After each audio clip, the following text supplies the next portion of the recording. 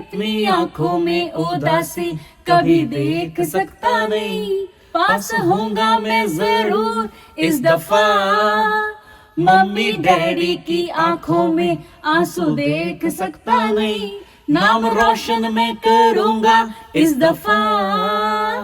Rahul sir ने जो awesome पढ़ाया है, कॉन्फिडेंस से जो फुल टू लाया है। ICI तूने मुझको पागल है किया, ओ मेरा लगदा ना जिया। रिजल्ट बगैर मैं रखता यही आस, ओ मुझे करना ना निराश।